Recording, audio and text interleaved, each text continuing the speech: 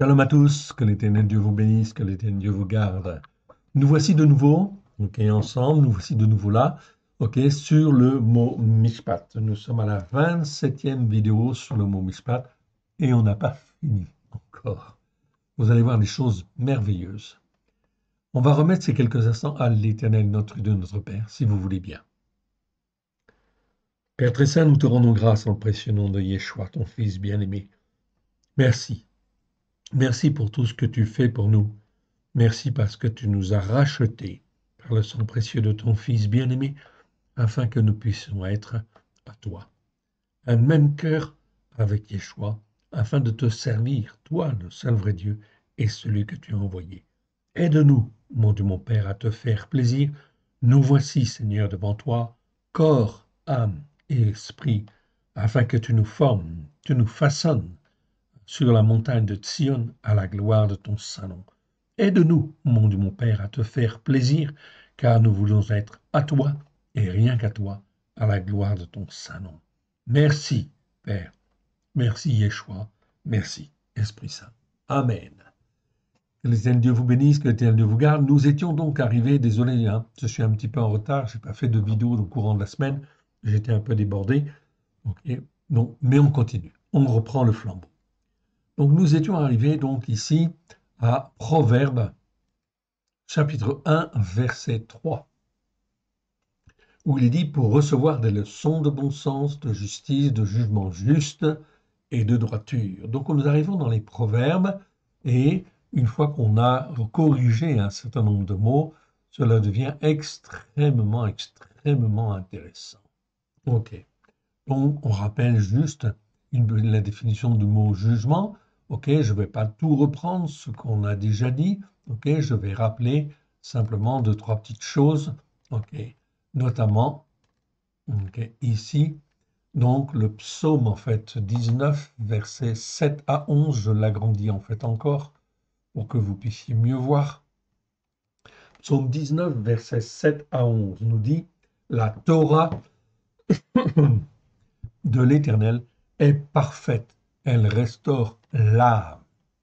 Restaurer l'âme, ça veut dire restaurer effectivement ce qui nous constitue en réalité, c'est-à-dire notre cœur, nos pensées, notre volonté. On peut résumer effectivement l'âme à ces trois aspects en fait importants qui sont effectivement la pensée, en fait ici, notre volonté, en fait ici, et notre cœur, oui bien sûr lui-même. Donc le témoignage de l'Éternel est véritable, il rend sage l'ignorant. Les corrections, Pikoudim ici, on n'a pas étudié ce mot-là, on le verra aussi dans le détail, c'est mieux que ordonnance, de l'Éternel sont droites, elles réjouissent le cœur, lève en fait ici, qui existe 592 fois dans 549 versets. Les commandements de l'Éternel sont purs. Même chose pour les commandements. On n'a pas fait en fait encore de vidéo sur les commandements, mais effectivement là également, en fait, on peut dire qu'en français et en hébreu, le mot commandement a exactement le même sens. Donc nous avons cet avantage, nous les Français, de pouvoir mieux comprendre la parole de Dieu sur un certain nombre de mots, comme le mot cœur en fait ici, comme le mot commandement, mitzvah en fait en hébreu, mitzvot au pluriel, tout cela en fait on a la même correspondance. Donc nous les Français, on a une capacité particulière effectivement qui nous a été donnée par l'Éternel pour bien comprendre ou mieux comprendre les Écritures qu'aucun autre peuple sur la terre. Donc c'est effectivement en fait ici un appel très important pour tous les Français afin qu'ils puissent bien entendre, bien écouter, bien mettre en pratique, et montrer l'exemple. C'est pour ça que la France en est... Pardon. Pardon. C'est pour ça que la France en hébreu s'appelle Tsarfat. Ça veut dire l'endroit où on fonde les bijoux, en fait, ici. Ce qui est précieux. Pardon. Verset 8. Les corrections donc de l'Éternel sont droites, elles réjouissent le cœur, les commandements de l'Éternel sont purs, ils éclairent les yeux. La crainte de l'Éternel est pure, elle suit toujours les jugements de l'Éternel sont vérité. Ils sont tous justes. Ils sont plus précieux que l'or, que beaucoup d'or fin. Ils sont plus doux que le miel, que celui qui coule des rayons, bien évidemment. Ton serviteur aussi en reçoit l'instruction. Pour qui les observe, la récompense est grande. Oui, bien sûr. Et l'Éternel nous enseigne, ok, chapitre 9, ok, verset en fait, ici, non, pardon, psaume 25, verset 9, il conduit les humbles dans le jugement juste, il enseigne aux âmes sa voie. Je voudrais souligner ce verset, donc psaume 25, verset 9, il conduit les humbles dans le jugement juste et enseigne aux âmes sa voie. C'est donc là quelque chose de très très important. Je ne lis pas les autres passages, on les a vus les fois précédentes, ok, et on aura l'occasion de les revoir, oui bien sûr. On va s'intéresser donc à, en fait ici, ce proverbe, proverbe 1, que nous étudions en fait ici. Ok, revenons donc à notre verset. Donc proverbe 1, et on va reprendre à partir du verset, en fait 1, tout simplement. Ok, et on va lire du verset 1 à 9, mais on va commenter les mots parce qu'ils sont très très très importants. Proverbe de Shelomo, Shelomo c'est Salomon, fils de David, roi d'Israël. Pour connaître la sagesse et l'instruction, c'est-à-dire être instruit, oui bien sûr. Pour comprendre, en fait ici, pour faire comprendre, c'est mieux de traduire par faire comprendre, les paroles qui éclairent en vue de donner l'intelligence. Ah, ça c'est intéressant. Okay, ici, c'est bien le mot bina, en fait ici, que nous avons et qui doit être traduit par intelligence, oui bien sûr. Nous n'avons pas étudié en fait dans le détail ce mot-là, okay, mais c'est extrêmement important en fait ici. Je vous en donne déjà une définition ici. Okay. Bina, okay, binote au pluriel, okay, ça existe 38 fois dans 38 versets. C'est un nom féminin, okay, numéro strong 09 98, ça nous parle d'intelligence. Mais c'est l'intelligence, mais dans le sens de discernement pour comprendre principalement ce qui est bien et ce qui est mal. Okay. Donc ça, c'est très, très important. C'est ça l'intelligence, en fait, au sens biblique du terme. Okay. Et c'est donc très, très, très important, évidemment, dans le but de bien juger. Si mon intelligence n'est pas développée, okay, ça pose en fait un problème et ça va poser de graves problèmes, évidemment.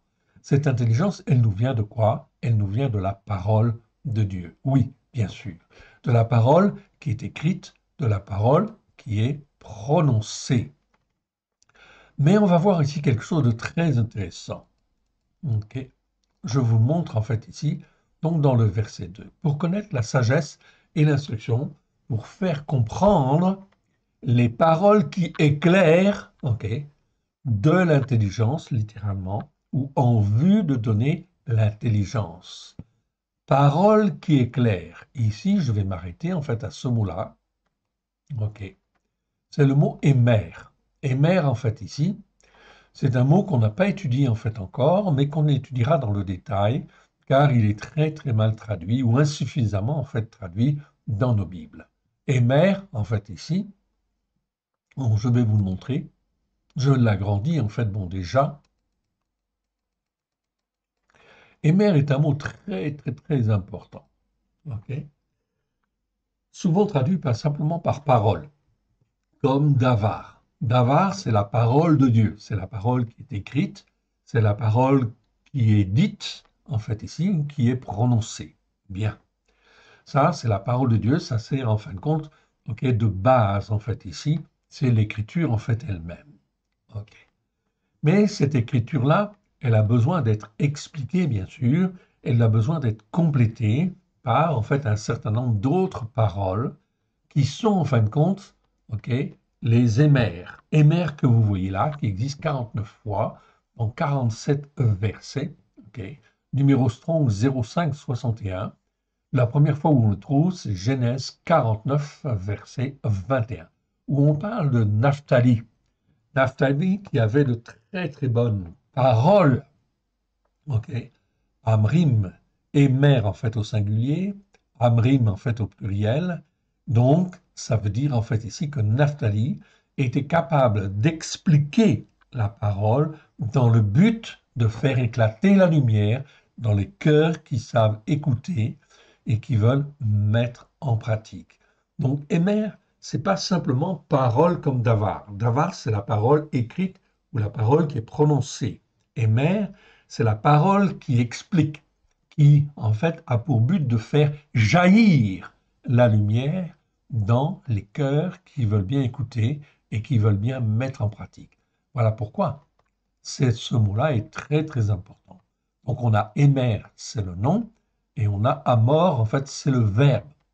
Ainsi, dans certains versets, vous avez pu voir que la parole de Dieu dit, en fait ici, ok, l'Éternel dit à Moshe, ok, pour lui dire, ok, ou Moshe parla pour dire. Ok, en fait, c'est pas pour dire, c'est pour expliquer dans le but que ceux qui écoutent et qui mettent en pratique puissent voir la lumière et que la lumière puisse éclater dans leur cœur, autrement dit que leur intelligence à comprendre les choses puisse être éclairée et qu'ils puissent faire ceci ou faire cela avec la grâce de Dieu. Donc ce mot Imer est donc très, très, très, très important. Okay? On y reviendra, on l'étudiera dans le détail, oui bien sûr. Pour le moment, regardez en fait ici, on va dire en fait ici, parole qui éclaire. Retenez bien cela, on aura l'occasion effectivement d'en reparler même aujourd'hui. Ok, donc je réduis en fait ici pour remettre un petit peu d'ordre dans en fait ici ma Bible, que ce soit pas trop en fait ici déformé à droite et à gauche. Ok, voilà.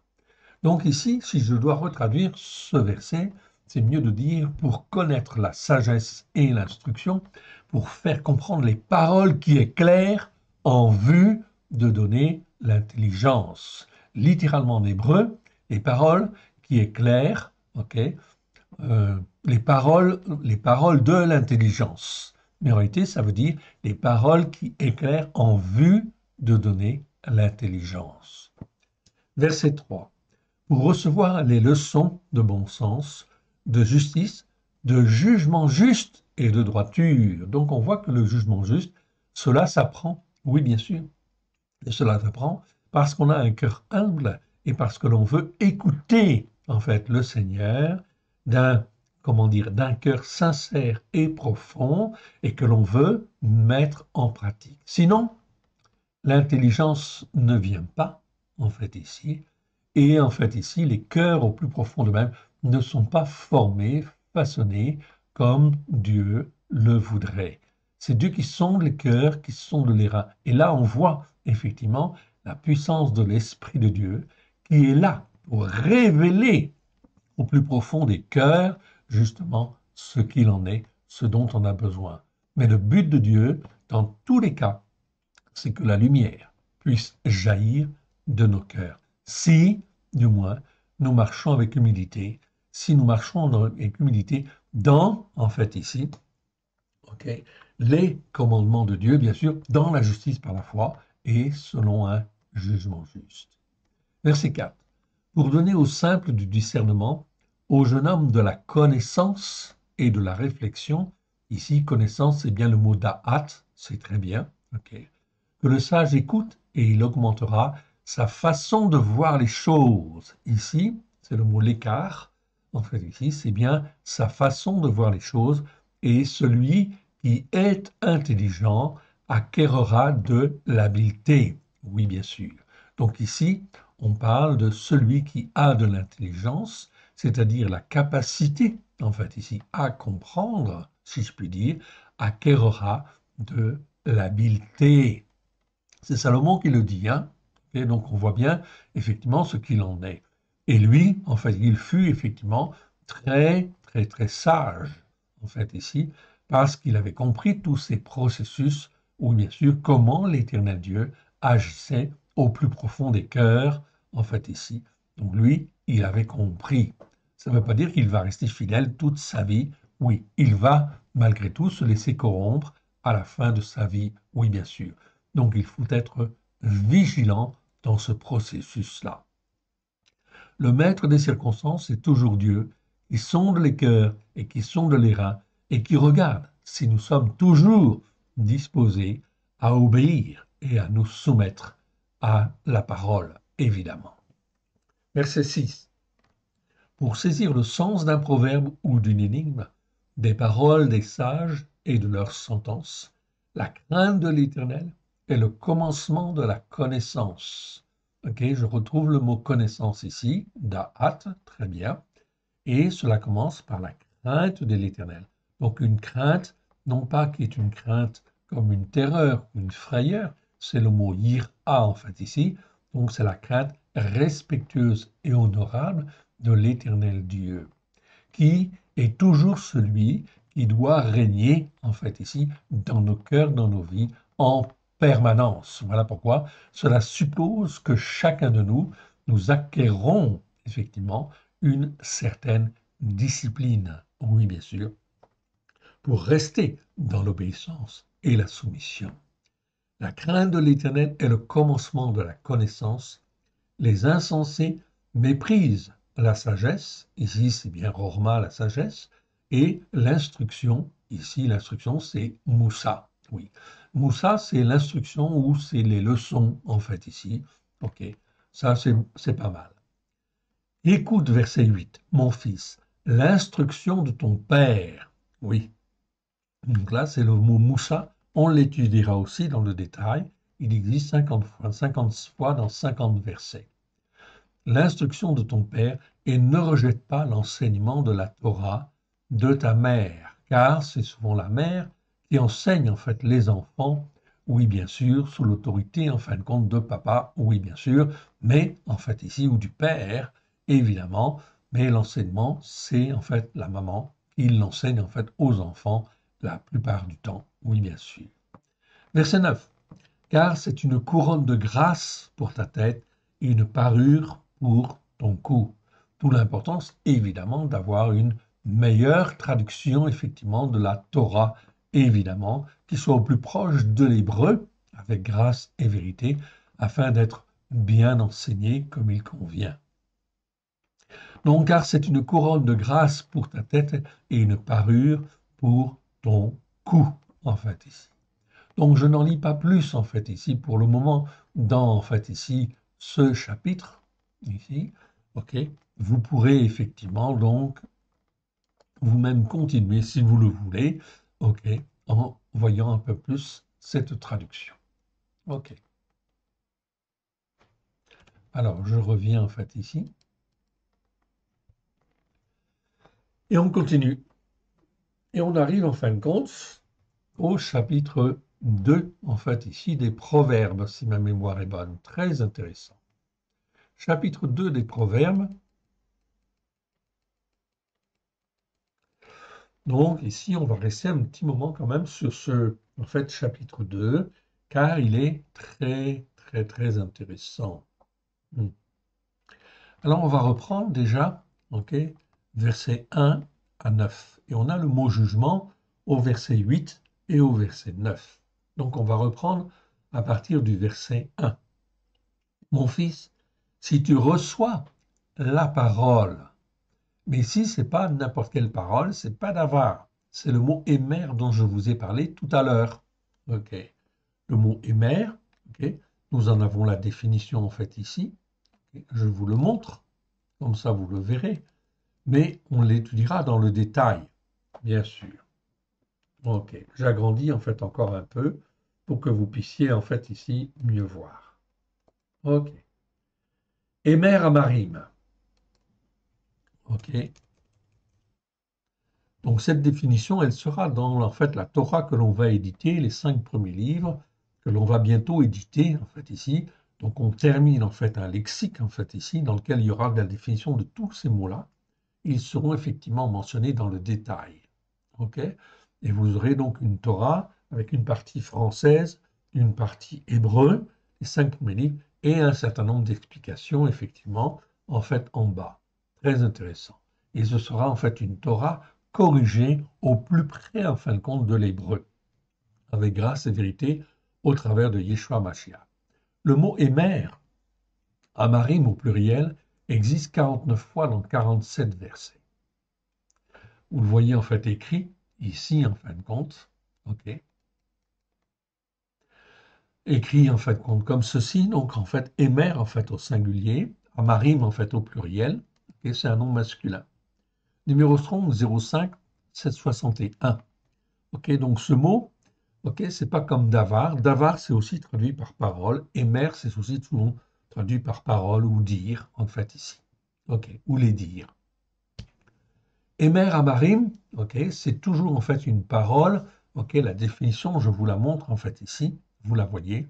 Parole exprimée de la bouche, parole explicative, parole d'encouragement.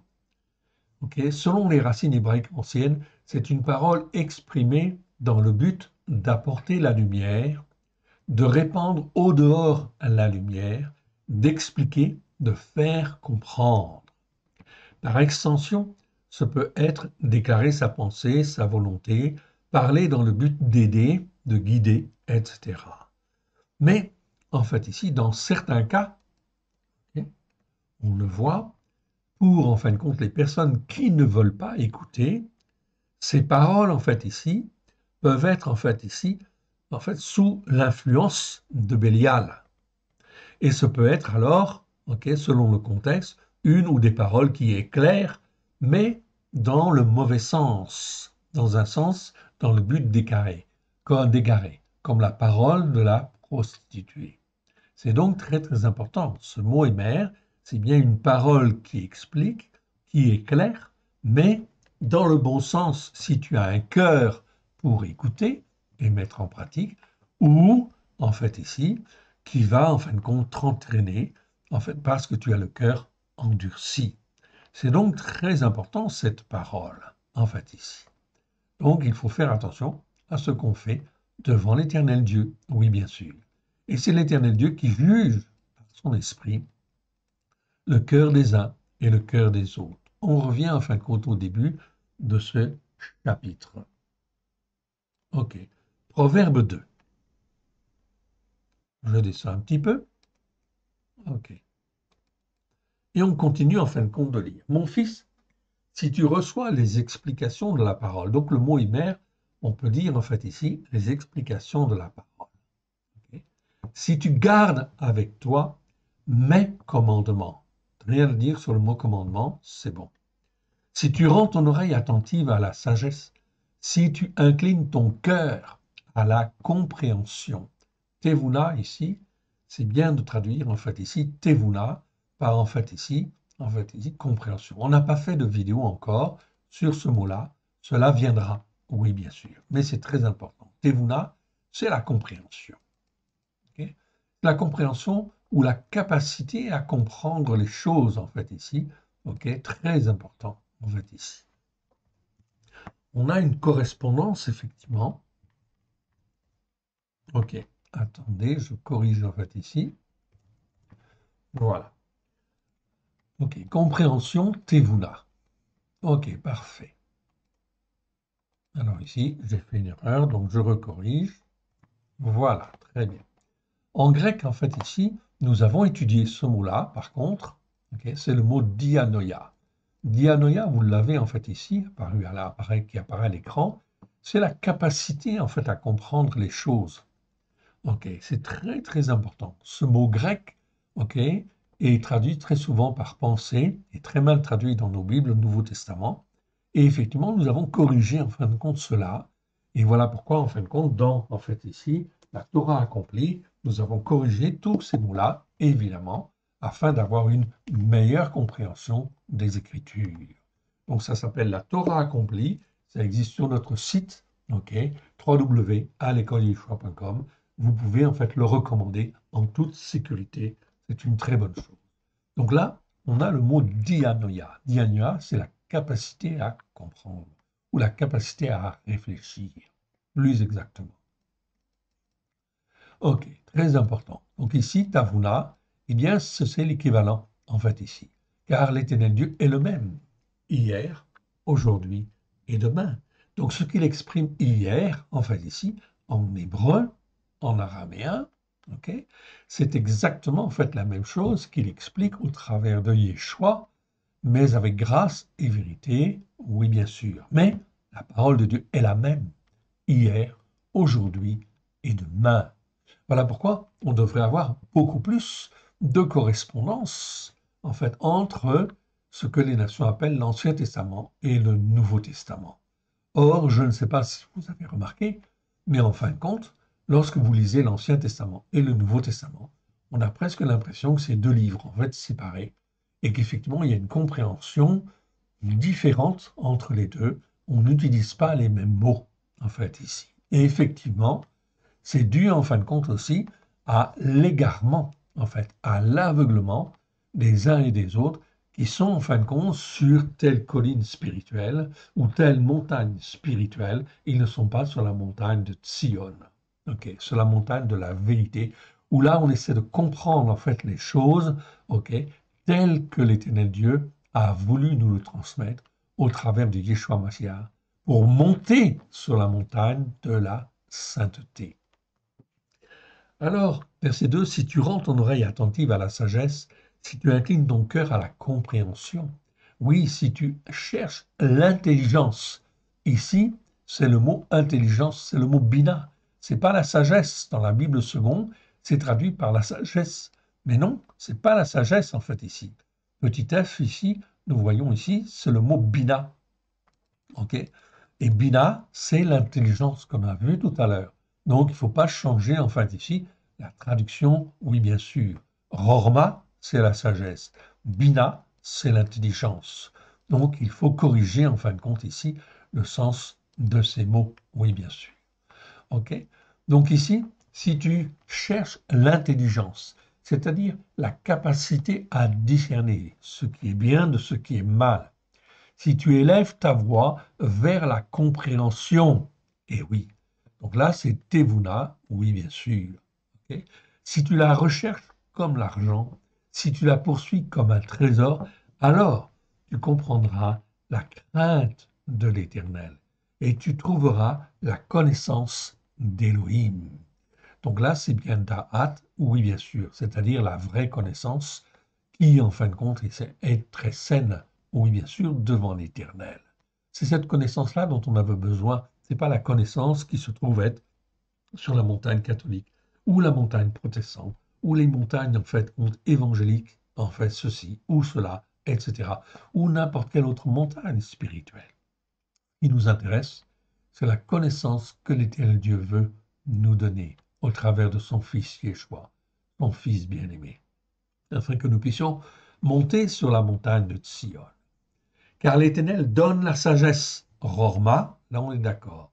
De sa bouche sortent la connaissance, oui, et la compréhension, Tevuna, oui bien sûr. Il tient en réserve le salut pour les hommes droits. Ok, là c'est bien les hommes droits. Yachar et Yesharim, pas de problème. Un bouclier pour ceux qui marchent dans l'intégrité. Voilà, tout ça fait juste. En protégeant les sentiers battus ou étroits d'un jugement juste, oui bien sûr. Ici, c'est traduit dans la Bible seconde par justice, non? C'est le jugement juste. Donc, les sentiers battus et étroits, car ce sont des sentiers qui sont déjà expliqués dans la Torah, les prophètes et les psaumes. Mais c'est des sentiers, en fait, ici, battus, parce qu'ils ont déjà été, en fait, utilisés par nos prédécesseurs, nos pères, oui, bien sûr, ok, et étroits, parce qu'effectivement, on ne va pas à droite et on ne va pas à gauche. Donc, ce sont des sentiers, on aurait pu dire sentiers battus ou sentiers étroits, oui, bien sûr, d'un jugement juste et en gardant la voie de ceux qui marchent par la foi. Ok. Ici, à voix de ces fidèles dans la Bible seconde, mais là, on travaille avec le mot émouna. Et en réalité, le mot émouna nous parle de ceux qui sont fidèles, mais qui sont fidèles par la foi, qui croient, en fait, ici, à l'Écriture et à ce que Dieu, en fait, est capable de faire dans chacun de nos cœurs, nous former, nous façonner. Donc, c'est presque beaucoup mieux de traduire ceux qui marchent par la foi ici. Vous pouvez comparer avec les traductions françaises que vous avez. Alors tu comprendras la justice. Là, c'est bien, en fin de compte, le mot tzedek. Donc, je peux parler là de justice, oui, bien sûr. Alors, tu comprendras la justice, premièrement. Tu comprendras le jugement juste. Ah, mishpat. Ici, le traducteur, en fait, était obligé, en fin de compte, d'utiliser un autre mot et de dire, en fait, iniquité dans les traductions second. Ok, non. Ok. Alors, tu comprendras la justice, le jugement juste, la droiture. Droiture, c'est le mot mécha, en fait, ici. Très bien, c'est une très bonne chose. Ok, ça, c'est une bonne traduction, en fait, ici. On peut traduire le mot méchar par droiture, tout à fait juste. Ok, là, c'est approprié. Donc, tu comprendras la justice, tu comprendras le jugement juste, tu comprendras la droiture, tous les sentiers, en fait, tout tracé qui mènent au bien. Ici, on parle de sentier en fait aussi, ok. Et ici, c'est le mot maïgal. Maïgal, en fin de compte, on ne l'a pas étudié en fait encore. Chaque chose en ce temps, c'est prévu, on le fera.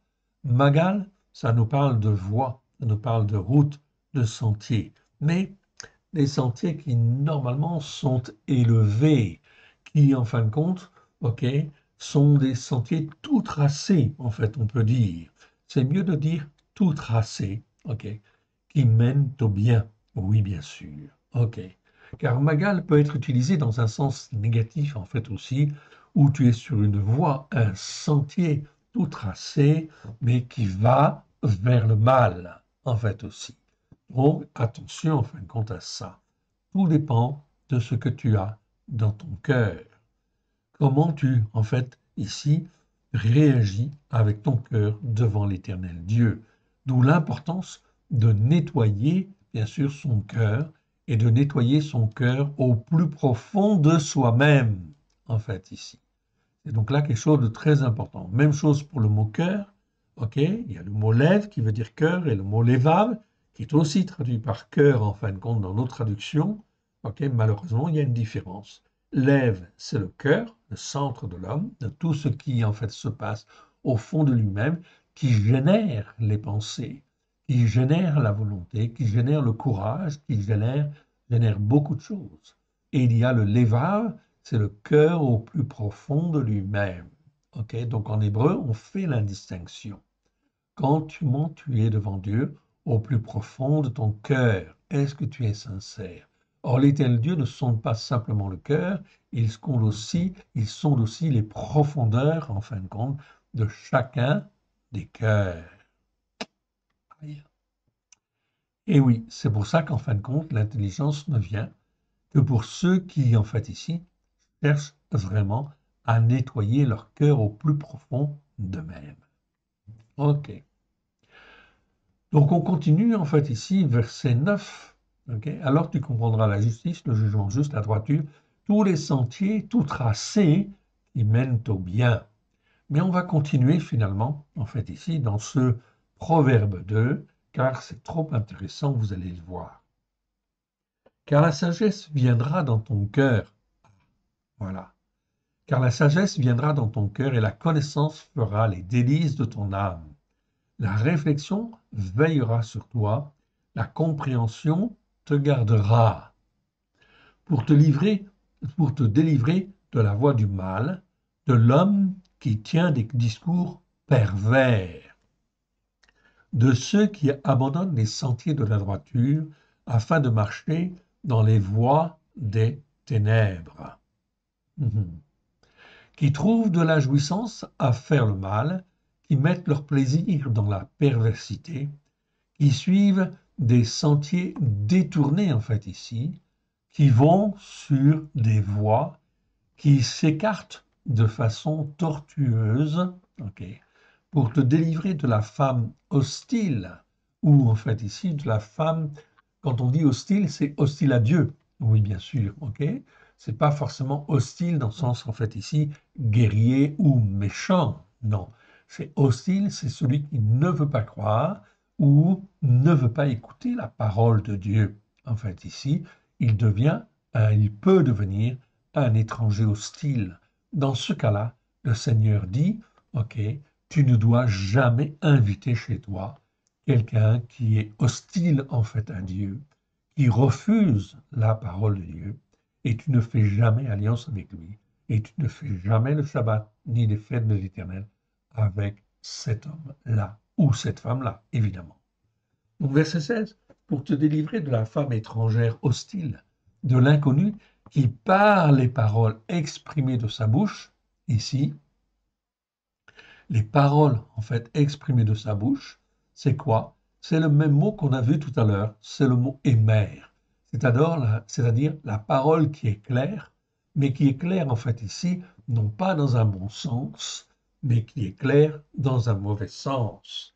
Et comme cette parole, elle est claire dans un mauvais sens, si tu as un cœur endurci, eh bien, inévitablement, cela va t'entraîner dans une voie de perdition. Ok.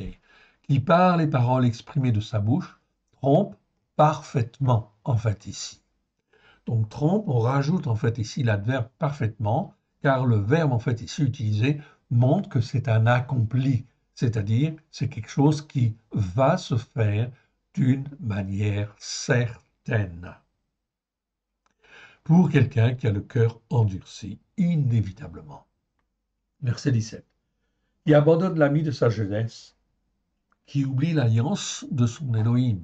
Donc on parle en fait ici d'une femme qui était croyante et qui en fin de compte devient une étrangère hostile, okay, par son comportement, par en fait ici ses paroles, okay, les paroles qui sortent de sa bouche. Ce n'est plus en fait simplement la parole de Dieu, c'est une parole en fin de compte qui n'est même pas une parole qui explique et qui encourage, mais c'est une parole qui détourne en fait ici.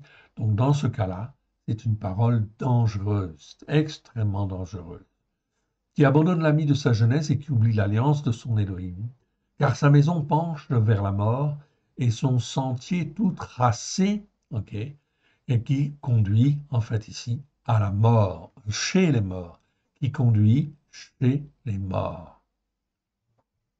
Aucun de ceux qui vont à elle ne revient et ne retrouve les sentiers de la vie. Donc vous voyez ici, donc dans ce proverbe 2, Salomon, en fait, l'Esprit de Dieu, au travers de Salomon, nous montre, en fait, ici, que si on suit ces paroles-là, si on les écoute, ok, eh bien, on ne manquera pas de se laisser entraîner. Et là, il est dit, aucun de ceux qui vont à elle ne revient et ne retrouve les sentiers de la vie, car ce sont des paroles qui éclairent dans le but d'égarer, d'emmener à la perdition. Pourquoi? Parce que, en fait, ici, on n'a pas voulu écouter, on n'a pas voulu mettre en pratique comme l'Éternel Dieu le voulait, et que son cœur, en fait, ici, dans ce cas-là, s'est endurci comme le cœur de Pharaon. D'abord avec le verbe kavad, puis ensuite avec le verbe, en fait ici, ok, bon, il m'échappe, ok, le verbe en fait ici qui veut dire endurcir, rendre intelligent, rendre inflexible, ok, et ensuite kasha qui veut dire rendre intransigeant, en fait ici, ok. Aucun de ceux qui vont à elle ne revient et ne retrouve les sentiers de la vie. Tu marcheras ainsi dans la voie des gens de bien, tu garderas les sentiers des justes, car les hommes droits habiteront le pays, les hommes intègres y resteront, mais les méchants seront retranchés, ceux qui agissent dans l'infidélité en seront retranchés. Voyez donc en fait ici bien cette parole. Donc nous vivons sur la terre un certain temps, oui bien sûr. Pendant ce temps, l'Éternel Dieu sonde les cœurs, sonde les reins, et regarde ce que nous faisons, et regarde ce que, en fin de compte, les cœurs, en fait, font. S'ils vont vers Dieu ou veulent revenir vers Dieu, s'il y a une chance quelconque qu'ils puissent revenir vers Dieu, l'Éternel Dieu va faire les circonstances, car il est le Dieu de la vie et il veut donner la vie. Et si quelqu'un ne veut pas revenir, il va rencontrer tout un certain nombre de difficultés dans le but, en fait, ici, qu'il puisse se poser les bonnes questions et revenir à l'Éternel s'il est possible. Mais s'il persévère dans sa mauvaise voie et qu'il s'endurcit, en fait, ici, au point de s'endurcir par orgueil, eh bien, dans ce cas-là, il va finir par, en fait, ici, mourir. Il sera retranché. Mais les méchants seront retranchés du pays, Ceux qui agissent dans l'infidélité en seront arrachés. On ne peut vraiment pas être plus clair, en fait, ici. C'est vraiment très, très clair. On continue et on va un petit peu plus loin. On va en fin de compte ici maintenant dans Proverbe chapitre 8. Proverbe chapitre 8, et on arrive au verset 20. Je marche dans les sentiers battus. Battus, en fait, ici, c'est aura. Okay. Je vous le montre. C'est toujours, en fin de compte, ici, des sentiers battus. Okay. Des sentiers qui, en fait, ici, mènent au bien. Okay. Quand c'est, en fait, ici, les sentiers battus de la justice par la foi. Et oui, bien sûr. Okay. Au milieu des chemins foulés aux pieds du jugement juste, en fait, ici. Donc, on voit ici qu'on parle, en fin de compte, de sentier et de chemin. Petit d, en fait, ici. C'est native, en fait, ici. Native, je vous le montre. OK. C'est un autre mot pour parler, en fin de compte, des sentiers, en fait, ici. On va dire que c'est même peut-être un peu plus petit. C'est, en fait, ici, des chemins. Mais c'est toujours des chemins battus. C'est-à-dire que c'est des chemins qui sont connus, par lesquels sont passés, en fait, ici, nos ancêtres, ou les croyants qui sont dans la Bible, les sentiers, en fait, et, en fait, ici, les chemins que Abraham, en fait, a pris, que Jacob, en fait, ont appris, que Yitzhak a appris aussi, que David, Moshe, etc. Tous les croyants ont déjà pris pour s'affermir dans la parole de Dieu et rester en fait attaché à l'éternel Dieu. Ok. Donc là, on est au verset 20, en fait, ici. Je marche dans les sentiers battus de la justice par la foi. Okay. Donc ici, c'est le mot tzedaka, on l'avait étudié, au milieu des chemins foulés aux pieds du jugement juste, oui, bien sûr. Là, on retrouve justice par la foi et jugement juste. On va lire en fin de compte quand même depuis le verset 1, car en fait ici, Proverbe, ce chapitre, est vraiment en fin de compte très, très, très intéressant. Proverbe 8. La sagesse, Rorma, ne crie-t-elle pas? La compréhension n'élève-t-elle pas sa voix? C'est au sommet des hauteurs, près de la voie, c'est à la croisée des chemins qu'elle se place. À côté des hommes, à l'entrée de la ville, à l'intérieur des portes, elle fait entendre ses cris. Hommes, c'est à vous que je crie, et ma voix s'adresse aux fils des descendants d'Adam. Donc ici, on a le mot homme. Homme, c'est le mot ish que l'on avait déjà vu, qui existe en fait ici, je vous le rappelle, 1636 fois dans 1431 versets. Nous avons pris le temps avec mon épouse de voir tous les versets, les uns après les autres. Donc on sait de quoi en fait on parle. Ici, homme ish, c'est l'homme qui doit s'attacher à Dieu et rester attaché à Dieu. Si en fait qu'il reste dans cette disposition d'état d'esprit, eh bien, dans ce cas-là, l'Éternel Dieu va le nourrir par son esprit et effectivement lui donner la sagesse de marcher dans des sentiers battus, en fait ici, ou dans des chemins, en fin de compte ici, déjà fréquentés, oui bien sûr. Donc Ish, en fait ici, c'est l'homme qui doit être instruit. C'est en fait chacun de nous, oui bien sûr. Qui écoutons le Seigneur et qui devons écouter le Seigneur. C'est à vous que je crie et ma voix s'adresse aux fils des descendants d'Adam. Donc ici, on a bien le mot Adam. Adam, en fait, ici, je vous le montre, qui existe 551 fois dans 526 versets. Effectivement, nous les avons tous faits, les uns après les autres, tous les versets. Donc ici, Adam, on doit le traduire par descendant d'Adam. Oui, bien sûr, c'est pas Adam lui-même. Au début, c'était Adam lui-même. On est bien d'accord. Mais en réalité, ici, on est dans la descendance d'Adam, c'est-à-dire tous les hommes, qu'ils soient juifs, non juifs, français, allemands, anglais, espagnols, chinois, hindous, etc. C'est tous des descendants d'Adam. Ma voix s'adresse aux fils des descendants d'Adam. Il ne faut pas traduire ce mot par homme. Dans la tradition juive, on dit qu'il faut aussi traduire ce mot par homme. Mais ça veut dire que dans ce cas-là, On traduit en fait Adam par homme, on traduit en fait Enoch par homme, et on traduit Ish par homme.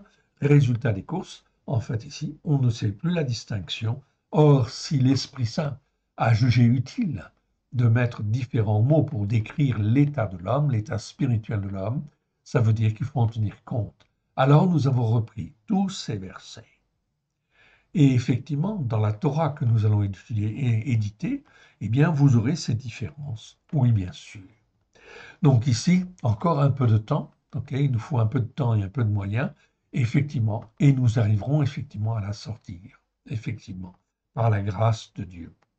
Ok, donc Adam, en fait, ici, ok, on va le traduire par descendant d'Adam.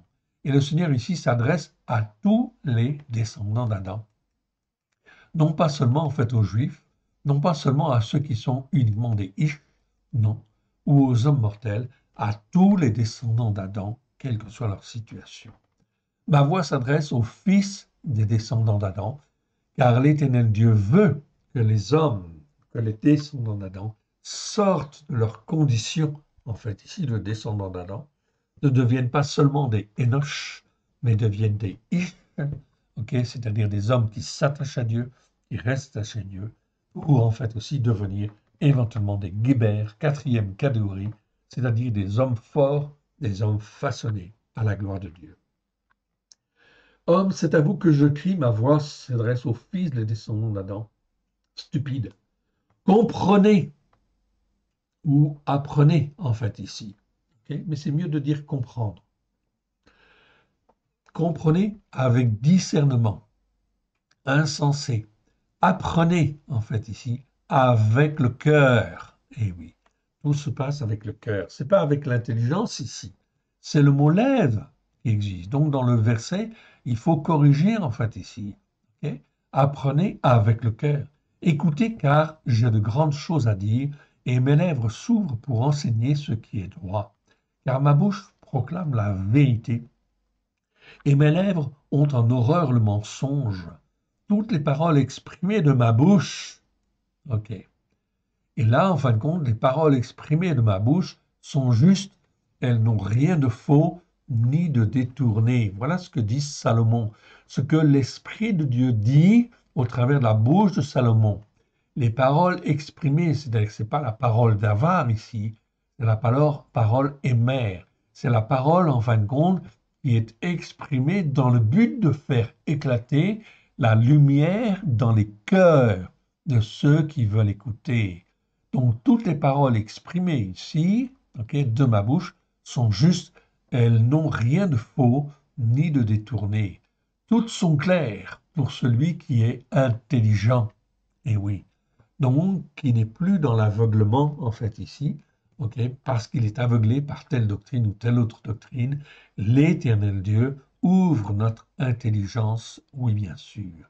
Toutes sont claires pour celui qui est intelligent et droites pour ceux qui ont trouvé la connaissance d'A'at.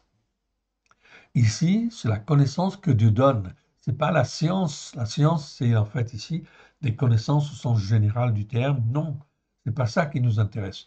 C'est la connaissance que Dieu veut nous donner pour qu'on puisse marcher dans ce qui est bien et non pas dans ce qui est mal. Préférez mes instructions. Ici, c'est bien.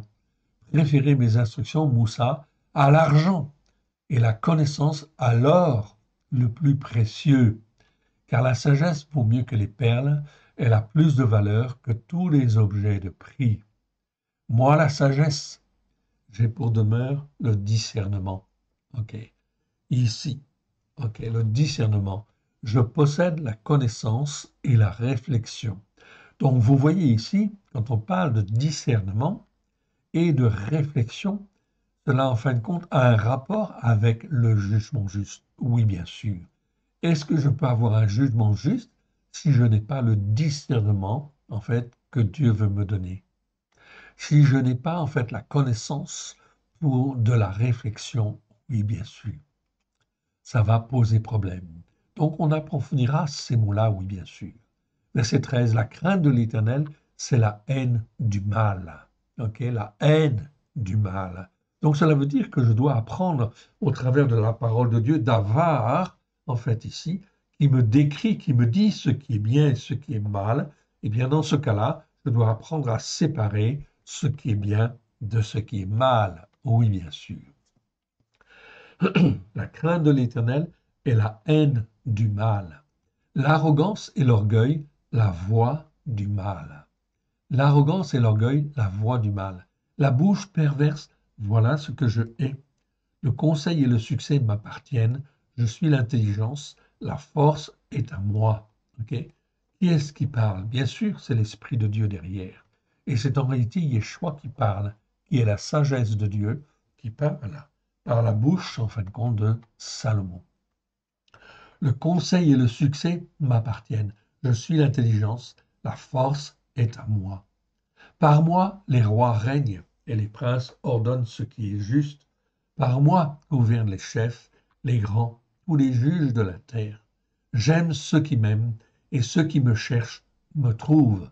Ceux qui me cherchent me trouvent. Ok, donc c'est impossible si on cherche Dieu vraiment d'un cœur sincère qu'on ne puisse pas le trouver. C'est impossible. Verset 18. Avec moi sont la richesse et la gloire, les biens durables et la justice par la foi. Ici, je retrouve la justice par la foi. Tzedaka, que l'on a étudié, oui bien sûr, on a fait les vidéos en fin de compte sur ce mot. Je vous encourage à les voir et à les revoir. Ce mot est très important, justice par la foi. Car lorsque je suis racheté, eh bien, je ne marche pas forcément d'une manière juste, pas tout de suite. Je ne suis pas formé, façonné. Mais je vais marcher dans la justice par la foi. La justice que Yeshua me donne par le sang qui a coulé. C'est la justice par la foi. Je crois en ce que Yeshua a fait. Il est mort pour moi, pour me racheter, mais non seulement me racheter, mais me former, me façonner, m'instruire à la gloire de son Saint-Nom, jusqu'à ce que je devienne un même cœur, une même âme, un même esprit avec lui. C'est bien la prière, en fin de compte, qu'il a fait dans Jean chapitre 17, où il dit au Père, je leur ai donné la gloire que tu m'as donnée, afin que eux soient un comme nous sommes un. Cela ne se fait pas comme ça du jour au lendemain. Cela nécessite un apprentissage, cela nécessite d'apprendre, en fait d'être façonné, formé. D'où la nécessité de marcher dans la justice par la foi et d'apprendre à marcher selon un jugement juste. Oui, bien sûr. Si je n'apprends pas le jugement juste, j'apprendrai jamais à être juste. Mon fruit est meilleur que l'or, dit l'Éternel au travers, en fait ici, de Yeshua, au travers de la sagesse. Mon fruit est meilleur que l'or et l'or pur.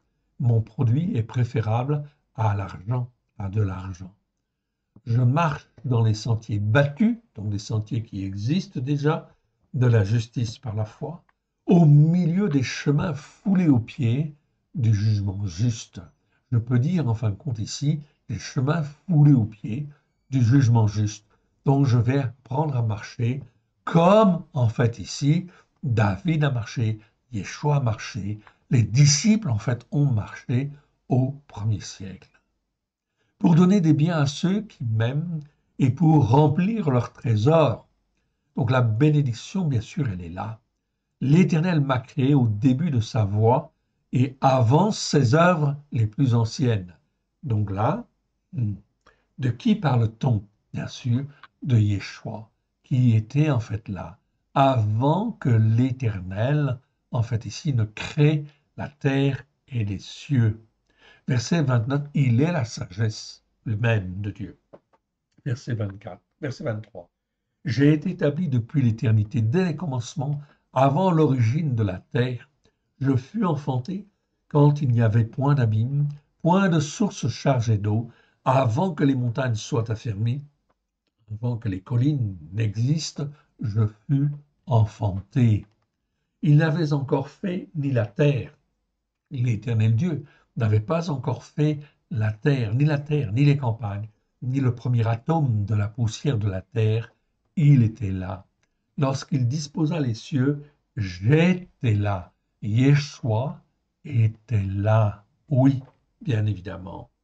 Lorsqu'il traça un cercle à la surface de l'abîme, lorsqu'il fixa les nuages en haut et que les sources de l'abîme jaillirent avec force, lorsqu'il donna une loi à la mer pour que les eaux n'en franchissent pas, les bords, lorsqu'il fonda les fondements de la terre, j'étais à l'œuvre auprès de lui, je faisais tous les jours ses délices, jouant sans cesse en sa présence, jouant sur le globe de la terre et trouvant mon bonheur parmi les fils des descendants d'Adam. Cela veut dire qu'ici, on peut imaginer que Yeshua, en fin de compte, il jouait, il trouvait son bonheur dans Adam, en fait ici, dans Ève, dans le jardin d'Éden, avec en fait ici les fils de Adam et Ève, bien sûr, pendant toute une partie, en fait ici, de leur vie. C'est bien ce que l'Écriture, en fait ici, nous laisse entendre avant la chute. Et maintenant, mes fils, écoutez-moi. Heureux ceux qui observent mes voies. Écoutez l'instruction pour devenir sages, ne la rejetez pas. Heureux les fils des descendants d'Adam qui m'écoutent, qui veillent chaque jour à mes portes et qui en gardent les poteaux. Le Seigneur est vraiment très très clair. Okay? Les descendants d'Adam, après la chute, ont perdu en fait ici toute communication avec l'Éternel Dieu. Oui, bien sûr, car la malédiction est là. Oui, bien sûr. Ils sont rejetés du jardin d'Éden.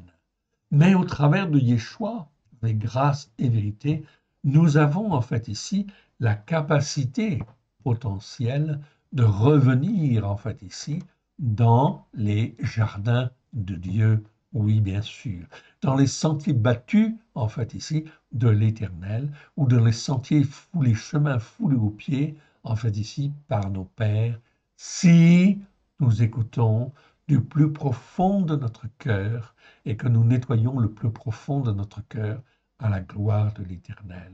Verset 35. Car celui qui me trouve a trouvé la vie, il obtient la volonté en sa faveur de l'Éternel. Ici, ce n'est pas seulement la faveur ou la bienveillance, c'est la volonté, ok, de l'Éternel en sa faveur. Et quelle est la volonté de l'Éternel? Mon frère, ma sœur, tu la connais et nous la connaissons. C'est de nous relever et les uns et les autres et que nous puissions être un même cœur, une même âme, un même esprit, comme Yeshua l'a dit dans Jean chapitre 17. Vous pouvez relire. Verset 36. Mais celui qui pêche contre moi nuit à son âme. Tous ceux qui me haïssent aiment la mort. Ok, il n'y a pas d'ambiguïté en fait ici, il n'y a pas de chemin moitié bien, moitié mal, non. Ok, il faut apprendre à choisir les sentiers battus de l'Éternel, les chemins foulés aux pieds en fait ici, qui sont décrits dans les Écritures. Oui, bien sûr. On continue? Allez, c'est parti. Et on va arriver, donc là on était dans Proverbe 8, ok, Proverbe 8, et on va maintenant dans Proverbe 12. Proverbe 12, ok, au verset 5.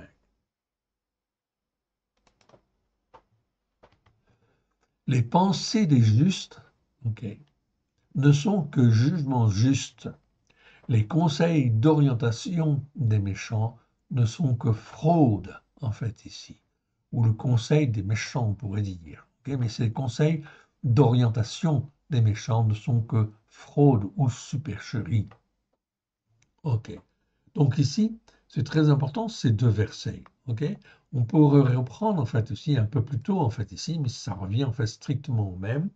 Ouais, si je reprends à partir du verset 1, celui qui aime la correction aime la connaissance, celui qui hait la réprimande est stupide.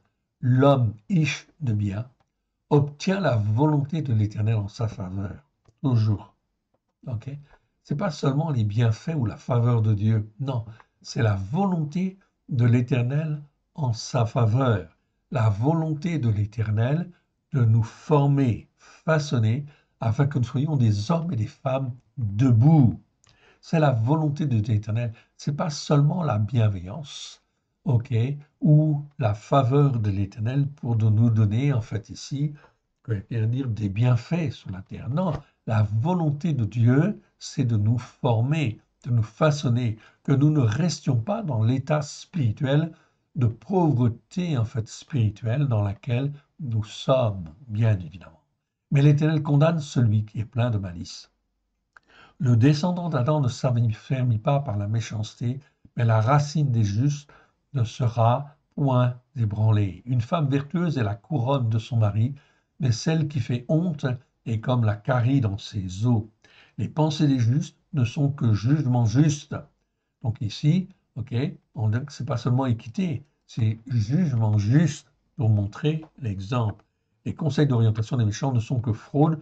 Les paroles des méchants sont des embûches pour verser le sang, mais la bouche des hommes droits est délivrance. Oui, bien sûr. Renversés les méchants ne sont plus, mais la maison des justes reste debout. Un homme n'est estimé en raison de son intelligence. En fait, ici, on retrouve un autre mot, en fait, ici, qui parle d'intelligence. C'est le mot séquel. On n'a pas étudié, en fait, encore ce mot-là. Quelle est la variante avec Bina? Eh bien, on le découvrira, en fait, ensemble. Pour le moment, je ne saurais vous dire, en fait, ici, précisément. Chaque chose en son temps. On avance. Et on apprend, en fait. OK. Est estimé en raison de son intelligence, et celui qui a un cœur, en fait, qui commet des iniquités aggravées, est l'objet du mépris, etc. Donc, je ne continue pas, en fin de compte, dans ce proverbe 12. OK. Si vous voulez le faire, vous pouvez le faire. OK. On va s'arrêter là pour aujourd'hui. Et on va aller dans le chapitre 13. Chapitre 13 des Proverbes, et on va aller au verset 23. Le champ que défriche le pauvre donne une nourriture abondante, mais a-t-elle péri par défaut de jugement juste? Ok. Et là, on va reprendre en fait à partir du verset 14. Donc on est dans Proverbe 13. 13 et je reprends à partir du verset 14 et on va lire jusqu'au verset 23.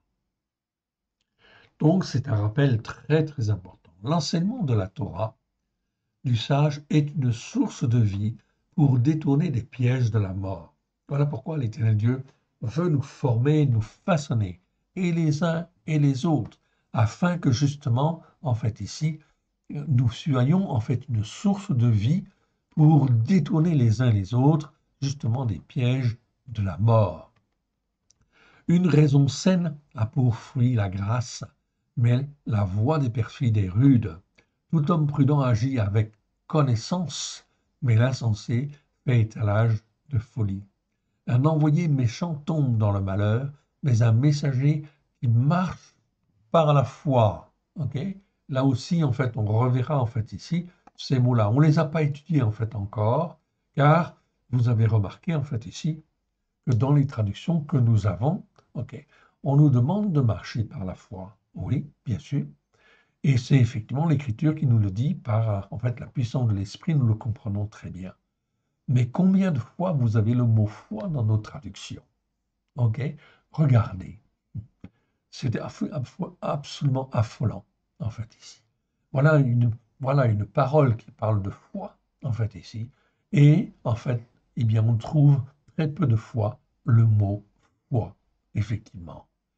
Et en fait, c'est traduit par fidèle des fois ici. Ici, bon, un messager qui marche par la foi apporte la guérison. Oui, ça va de soi, oui, bien sûr. Voilà pourquoi il faut corriger en fin de compte les versets. La pauvreté et la honte sont le partage de celui qui rejette la correction, mais celui qui a égard à la réprimande est honoré. Un désir accompli est doux à l'âme, mais s'éloigner du mal fait horreur aux insensés. Celui qui fréquente les sages devient sage, mais celui qui se plaît avec des insensés s'en trouve mal. Tout ça sont des paroles de bon sens. Le malheur poursuit le pécheur, mais le bonheur récompense les justes. Cela veut dire que sur cette terre, eh bien, nous sommes appelés, en fin de compte, à avoir des bénédictions, oui, bien sûr, et que l'Éternel Dieu, malgré, en fait, ici, tout ce qui se passe à droite et à gauche et qui s'en va, en fait, à la dérive, l'Éternel Dieu, en fait, ici, nous promet, en fait, ici, des bénédictions, oui, bien sûr, et de nous garder, en fait, ici.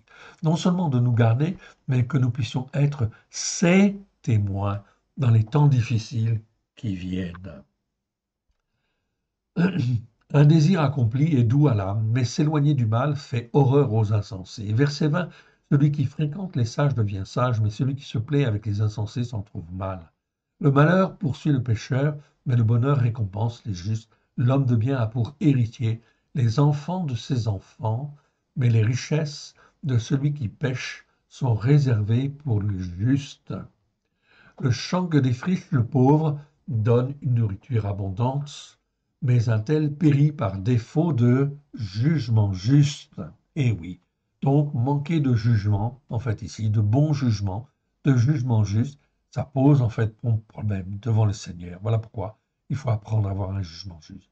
Celui qui ménage sa verge est son fils, mais celui qui l'aime cherche à le corriger. Oui, on doit corriger en fin de compte nos enfants, ok, dans une juste mesure, bien évidemment.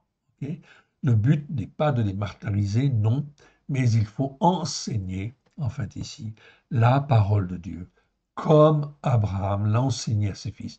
Et Abraham avait été choisi justement pour enseigner à ses enfants la justice par la foi et le jugement juste.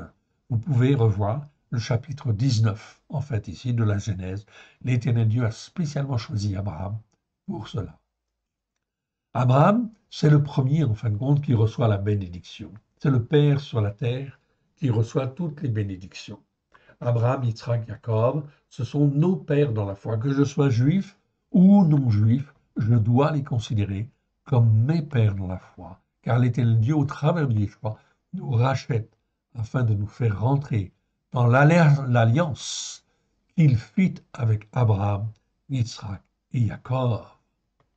Le juste mange et satisfait son appétit. Ok. Donc ça, c'était le proverbe 13. Proverbe 13, ok, on va un petit peu plus loin. Et on va maintenant dans Proverbe 16.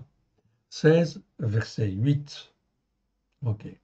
On a plusieurs fois le mot jugement, en fin de compte, dans ce chapitre. Ok, je regarde. En fait, oui, tout à fait. Ok, on l'a 3 fois. Donc, on va déjà, en fin de compte, reprendre à partir du verset 1. C'est beaucoup trop important pour laisser de côté. Proverbe chapitre 16. 16.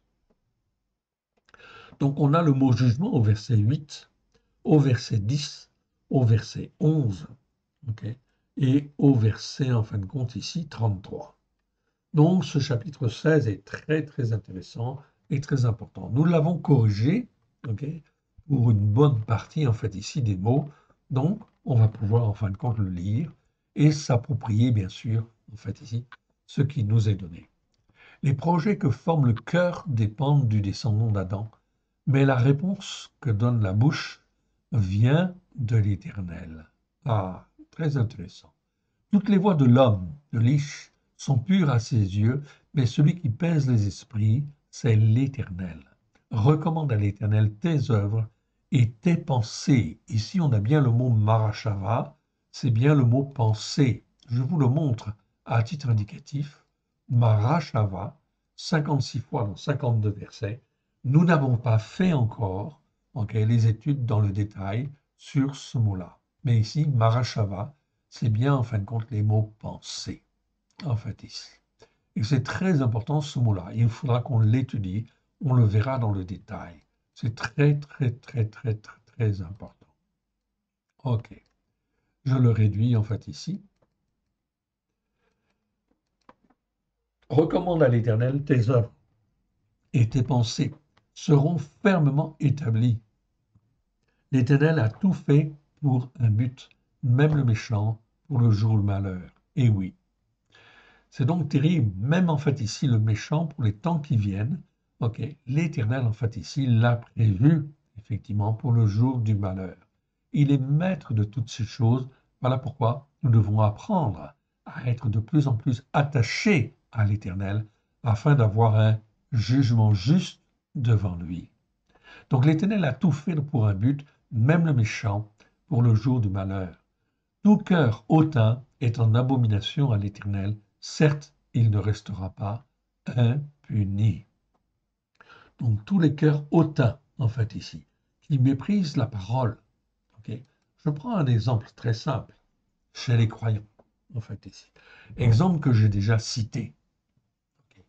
Un cœur, en fin de compte, qui dit, je suis sauvé, parce que Christ, en fait, ici, m'a sauvé. Le sang de l'agneau, en fin de compte, ici, me lave, me purifie.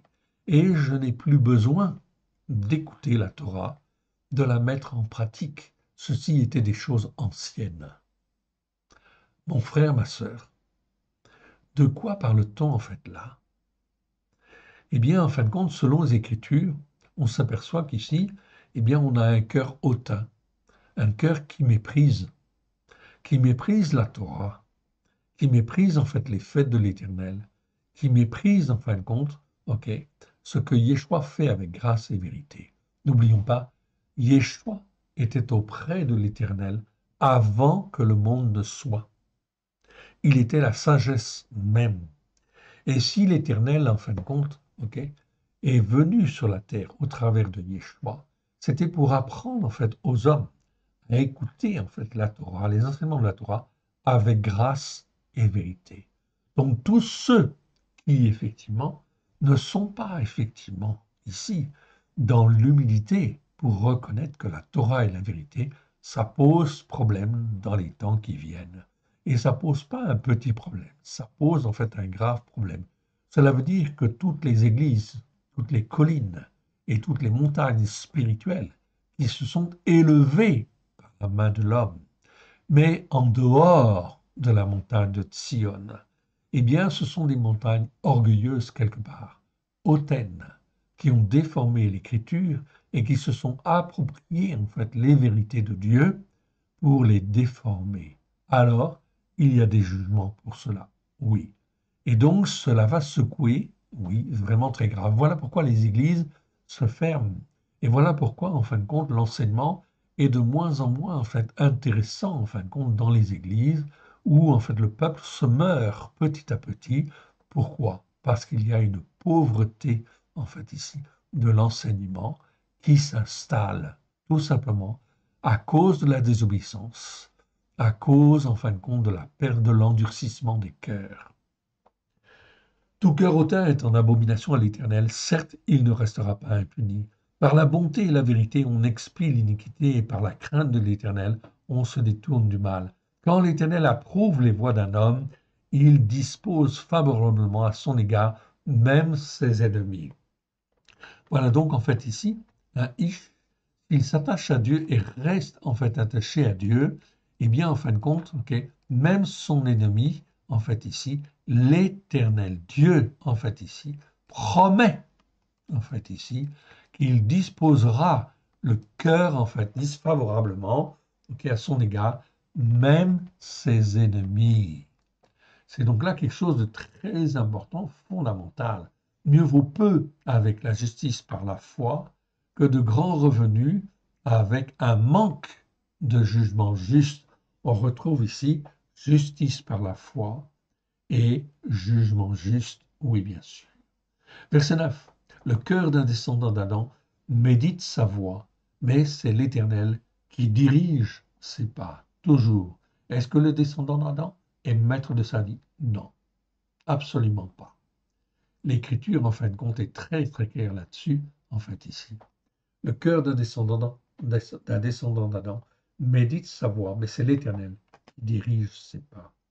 Les oracles sont sur les lèvres du roi. Sa bouche ne doit pas être infidèle quand il rend un jugement juste. Oui, quand il juge, on est d'accord. Mais ici, c'est bien le mot mishpat. Donc tous les dirigeants, bien sûr, rendent des jugements. On est bien d'accord. Mais est-ce que ces jugements sont conformes, en fait, ici, à la parole de Dieu? Or, en fait, l'Écriture est très claire. Tous les descendants d'Adam doivent écouter et mettre en pratique les enseignements de la Torah. C'est écrit. C'est pour ça quand on dit qu'on a fait tous les versets qui concernent le mot Adam, okay, on s'aperçoit dans les prophètes, bien évidemment, que en fait la Torah a été donnée à tous les descendants d'Adam et que tous les descendants d'Adam sont censés écouter et mettre en pratique. Voilà pourquoi nous devons affiner notre jugement, oui, vis-à-vis de tout ce qui se passe dans le monde et bien considérer en fait ici que les hommes en fait ici, la plupart du temps, sont dans la désobéissance et parfois même très très très très loin en fait ici d'écouter et de mettre en pratique. Alors, que croyez-vous qu'il va se passer? Eh bien, cela va entraîner des conflits, cela va entraîner des guerres, oui, dans lesquelles nous n'avons pas forcément, en fin de compte, la nécessité d'aller, parce que cela correspond, en fin de compte, à des jugements de Dieu. Oui, bien sûr. Donc, il faut être pour certaines guerres, il faut être contre certaines guerres, oui, bien sûr, et ne pas y participer. Ok? La guerre entre, en fait, Israël et le Hamas, eh bien, en fait, ici, si je dois raisonner selon un jugement juste, je dois nécessairement être, ok, pour Israël et contre le Hamas. Le Hamas doit être condamné, oui, doit être condamné. Tout descendant d'Adam, il est écrit dans la parole de Dieu que tout descendant d'Adam qui attente à la vie d'un autre descendant d'Adam, ok, eh bien, doit mourir parce qu'il a répandu le sang. Répandre le sang, c'est quelque chose d'extrêmement important et fondamental. Il peut y avoir des circonstances atténuantes, on est d'accord. Dans ce cas-là, il faut des juges, il faut la police pour enquêter, oui bien sûr. Enquêter soigneusement, l'Écriture dit, enquêtez, vous devez enquêter avec précision, ok? Rechercher avec précision, c'est le rôle de la police, c'est le rôle des gendarmes, oui, bien sûr, qui doivent établir tous les éléments afin que le jugement puisse être un jugement juste devant l'Éternel. Mais si on ne rend pas un jugement juste devant l'Éternel, cela veut dire que ça va entraîner des conséquences, et des conséquences graves, quelque part. Donc le cœur d'un descendant d'Adam médite sa voix, mais c'est l'Éternel qui dirige ses pas. Ok, on continue. Les oracles sont sur les lèvres des rois, sa bouche de ne pas être infidèle quand il rend un jugement. Le poids et la balance du jugement juste sont à l'Éternel, et tous les poids du sac sont en fait son ouvrage. Cela veut dire en fait en clair que toute en fait justice qui est rendue sur la terre doit être faite selon un jugement juste. Lorsque notre président décide ceci ou décide cela, lorsqu'il donne 3 milliards effectivement de subventions à l'Ukraine pour faire la guerre à la Russie, c'est une chose. Il fait cela selon son jugement. Mais est-ce normal que l'on laisse mourir de faim les agriculteurs ou en fin de compte qu'on ne donne pas suffisamment en fin de compte d'indemnités aux infirmiers, infirmières, etc., etc. Est-ce que ceci est conforme en fait à un jugement juste devant l'Éternel? Eh bien, vous voyez qu'il y aura forcément des conséquences et des conséquences graves, effectivement, à tous ces manquements, si je puis dire. Ok, d'autant plus que la France a toujours été, en fait, ici, le pays parmi les nations qui était, en fait, privilégié, en fait, ici, d'un point de vue spirituel, devant Dieu, parmi toutes les autres nations, aux côtés d'Israël. Donc, en fait, la France devait être un soutien, en fait, ici, fidèle et permanent d'Israël, oui, bien sûr. Est-ce que c'est le cas? Je vous laisse juge. Mais cela veut dire qu'il y aura forcément et inévitablement des conséquences. Le poids et la balance des jugements justes sont à l'Éternel. Tous les poids du sac sont dans son ouvrage. Donc tous les poids du sac, cela veut dire quoi? Ça veut dire que toute justice qui est rendue, tout jugement qui est rendu, eh bien effectivement, est évalué, pesé devant l'Éternel Dieu. Les rois ont horreur de faire du mal, c'est par la justice, par la foi que le trône s'affermit. Oui, normalement. Tout simplement parce que si ça n'est pas fait dans la justice par la foi, eh bien ça va poser en fait un problème. Oui, bien sûr. Donc on voit que les rois doivent effectivement gouverner, ont un rôle en fait à jouer devant l'Éternel Dieu. Oui, bien sûr. Pour accomplir sa volonté. La terre appartient à Dieu, en fait ici. Voilà pourquoi tous les rois, tous les présidents ont un rôle spécial à jouer devant l'Éternel et il vaudrait mieux qu'ils écoutent et qu'ils jugent, c'est-à-dire qu'ils règnent selon effectivement les lois de Dieu. Car Sinon, cela va poser en fait problème. 13. Les lèvres justes gardent la faveur des rois et ils aiment celui qui parle avec droiture. Donc les rois, ils aiment normalement, en fait ici, la justice par la foi, car en fait effectivement, le trône s'affermit dans ce cas-là. Oui, bien sûr.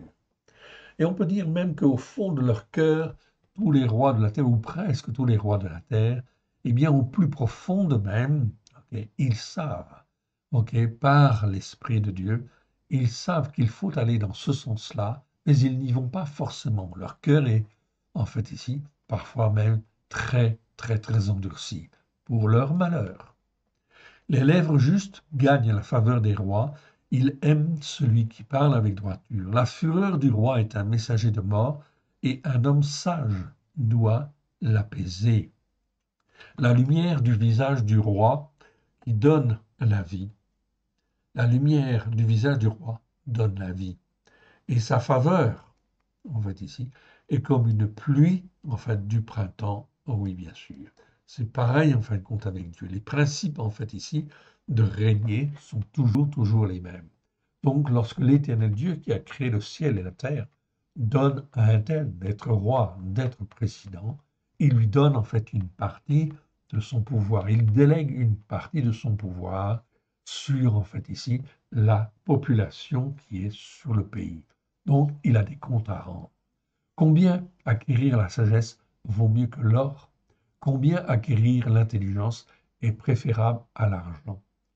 La route des hommes droits, c'est d'éviter le mal. Celui qui garde son âme veille sur sa voie. L'arrogance précède la ruine et l'orgueil précède la chute. Okay. On continue. Mieux vaut être humble d'esprit avec les misérables que de partager le bulletin avec les orgueilleux. Celui qui réfléchit sur les choses trouve le bonheur, et celui qui se confie en l'Éternel est heureux. Celui qui est sage de cœur, en fait ici, est appelé intelligent, en fait ici. C'est bien Bin, en fait ici. Okay. Il est appelé intelligent. Et la douceur des lèvres augmente la façon de voir les choses.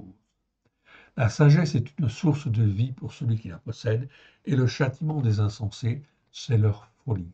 Celui qui est sage de cœur manifeste la sagesse par sa bouche, et l'accroissement de sa façon de voir les choses paraît sur ses lèvres. Les paroles exprimées de sa bouche, là on retrouve le mot émer dont je vous ai parlé au début de cet enseignement, qui sont grasses, sont un rayon de miel, douce pour l'âme et guérison pour le corps. Telle voix paraît droite à un homme, mais son issue, c'est la voie de la mort, en fait, ici. Okay. Donc, c'est très important, en fait, ici, de bien, en fin de compte, faire que nos pensées et nos voix, eh bien, soient conformes à celles que Dieu a prévues. Celui qui travaille, travaille pour lui, car sa bouche l'y excite. L'homme de Bélial. Ici, donc, c'est traduit dans nos Bibles par l'homme pervers. Non, c'est l'homme de Bélial, l'homme qui dépend de Bélial. Ok, de Bélial, c'est-à-dire de Satan. Okay. Donc, Bélial, c'est un mot qui existe 27 fois dans 26 versets. On n'a pas fait, en fait, ici, les versets. En fait, ici, on n'a pas étudié, en fait, encore dans le détail ce mot-là. On le verra certainement, en fait, un jour, ok, quand Dieu le voudra, ok. Mais ce n'est pas le temps, en fait, ici. Donc, ici, l'homme de Bélial, c'est-à-dire l'homme qui est sous l'influence de Satan, prépare le malheur, et il y a sur ses lèvres comme un feu ardent. L'homme pervers excite des querelles, et le rapporteur divise les amis. Okay. Donc l'homme pervers excite les querelles, et le rapporteur divise, en fin de compte, ici, les amis. Donc tous ceux qui sont de la mouvance du Hamas, du Hezbollah, de l'Iran, qu'est-ce que l'on voit derrière? Des hommes pervers qui excitent les querelles, qui n'ont qu'une seule envie, c'est en fait d'exciter les querelles dans le but de détruire quoi? Israël. Pourquoi Israël? Parce que Israël est porteur de la lumière, potentiellement, en fin de compte, de la lumière de Dieu. Oui. Et donc là, il s'élève quelque part contre Dieu. Tous les hommes pervers s'élèvent contre Dieu. Ils excitent des querelles à droite, des querelles en fait à gauche, Ok. Et le rapporteur divise les amis. Verset 29. L'homme qui s'attache à la violence séduit son prochain et le fait marcher dans une voie qui n'est pas bonne. Ok. Ici en hébreu, l'homme ish. Ok. Ish, c'est le mot que l'on connaît en fait ici. C'est l'homme qui est censé s'attacher en fait à Dieu et qui reste attaché à Dieu. Mais si cet homme-là, ok, qui devient intelligent ou qui en fin de compte devient instruit, ok, est un ish, et à côté en fait on a le mot ramas. Ramas en fait ici, les gens disent en fin de compte, ok, toujours amas. Ok. En fait en hébreu c'est ramas. Et vous avez le mot. Donc le mot Hamas existe en fait en hébreu dans les Écritures, 60 fois dans 59 versets. On n'a pas fait les études, ok, je vous ai promis qu'on le ferait, on le fera. Oui, Ramas existe 60 fois dans 59 versets. C'est exactement la même chose que ce que vous voyez aujourd'hui dans l'actualité en 2024. Le Hamas, ok, c'est la violence, c'est la barbarie, c'est en fin de compte ici toutes ces choses abominables qui existent sur la terre et qui sont sous l'influence de Bélial, sous l'influence de Satan, en fait, directement. Voilà pourquoi ils doivent être condamnés, ok, et on doit tout faire, en fait, ici pour les condamner. Voilà pourquoi, quand l'ONU, en fait, prend parti pour le Hamas ou ne prend pas parti pour condamner le Hamas, eh bien, ça pose problème. Lorsque la Cour internationale ici ne prend pas parti, ça pose en fait problème. Et c'est toutes les nations qui sont dans ce cas-là jugées devant Dieu. Voilà pourquoi il est extrêmement important et fondamental de prendre position. Voilà pourquoi l'Éternel permet, en fait ici, qu'Israël soit en opposition avec le Hamas, tout simplement pour tester et regarder les cœurs des hommes, les cœurs des uns et les cœurs des autres, et les cœurs, en fin de compte, aussi des nations. L'homme qui s'attache à la violence, Ish Ramas, ou l'homme de violence, littéralement l'homme de violence, ou l'homme qui s'attache à la violence, en fait ici, Ish Ramas, séduit son prochain. Il agit toujours comme cela et le fait marcher dans une voie qui n'est pas bonne. Vous avez donc là, en fait ici, la marche, en fin de compte ici, du Ramas. Voilà pourquoi en face, il faut forcément et nécessairement qu'il y ait un homme qui soit en fin de compte un guébert, qui soit un homme fort pour résister justement au Hamas. Donc on peut dire, ok, et quoi qu'en fait les gens en pensent, ce que en fin de compte Netanyahou fait en fait ici, en résistant en fait ici au Hamas, en résistant en fin de compte devant la pression des nations, ok, pour faire deux États dans l'état en fait actuel de la situation politique, eh bien, en fin de compte, est tout à fait juste. Donc, Netanyahou est un homme fort, un guébert devant Dieu, en fait, ici. Ok, quelque part, dans la situation que nous trouvons, en fin de compte, en ce moment. Ça fait partie des jugements justes devant l'Éternel. Et vous ne pouvez pas déroger, en fait, à ça. C'est l'Écriture qui le dit. Ce n'est pas moi qui le dis. C'est l'Écriture qui le dit. L'homme qui s'attache à la violence séduit son prochain et le fait marcher dans une voie qui n'est pas bonne. Celui qui ferme les yeux pour se livrer aux perversités, celui qui se mord les lèvres, a déjà consommé le mal. Les cheveux blancs sont une couronne d'honneur, c'est dans la voie de la justice par la foi qu'on la trouve. Celui qui est lent à la colère vaut mieux qu'un héros, celui qui est maître de lui-même que celui qui prend en fait des villes. Celui qui est lent à la colère vaut mieux qu'un héros, et celui qui est maître de lui-même, ok, est bien préférable à celui qui prend des villes, qui essaie de conquérir. On jette le sort dans le pan de la Rome, mais tout jugement juste vient de l'Éternel. Donc les hommes peuvent faire des jugements qui sont erronés, qui sont mauvais, mais tous les jugements justes viennent de l'Éternel. C'est donc là quelque chose de très, très, très important. On va s'arrêter là, en fait, ici, pour aujourd'hui, en fait, ici, et on est arrivé, en fait, ici, donc, on va regarder, en fait, où on est arrivé, donc, à Proverbe, en fait, ici, Proverbe 17, ok, Proverbe 17 au verset 23. Proverbe 17, verset 23. Et nous reprendrons en fin de compte là, ok, la prochaine fois, évidemment. On va donc terminer par une petite prière, si vous le voulez bien. Père très saint, nous te rendons grâce. Merci pour ta parole vivante que tu nous donnes. Nous te rendons grâce en le précieux nom de Yeshua. Père très saint, que tout ce qui n'est pas de toi dans ce que nous avons entendu s'en aille dans les lieux arides.